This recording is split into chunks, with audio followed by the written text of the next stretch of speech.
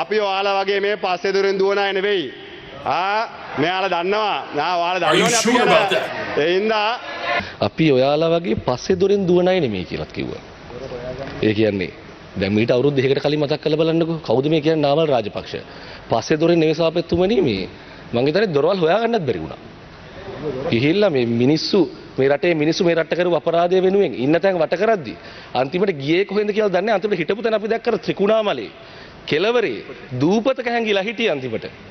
දූපතක හැංගිලා මුහුද මැද. එහෙමයි පැනලා ගියේ. දැන් ඇවිල්ලා චණ්ඩි කතා කියන පස්සේ දොරෙන් පැනලා යන්නේ නැහැ කියලා.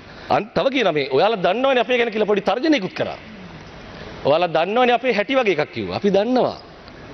දැන් මොකද්ද මේක අපි කියන්නේ මේ රාජපක්ෂ අපි කියන රාජපක්ෂලා ගැන කියන නැත්තේ. මේක සාපෙත්තුනේ අපි දන්නවා අපි නේ මුළු ලෝකෙම දන්නවා මේක ලංකාවේ මේ ලෝකේ තියෙන ඉතාම විශේෂිත පවුලක්. ඒ කියන්නේ දැන් නාමල් රාජපක්ෂ මහතුමා ගැව්වොත් ගත්තොත් එයාට නඩු. තාත්තට නඩු. අම්මට නඩු. ලොකු මල්ලියට නඩු. පොඩි මල්ලියට නඩු. ලොකු තාත්තට නඩු. ලොකු තාත්තගේ ලොකු පුතාට නඩු. ලොකු තාත්තගේ පොඩි පුතාට නඩු. බාප්පට නඩු. මාම කෙනෙකුටත් නඩු මං හිතන්නේ. මුළු පරම්පරාවම නඩු.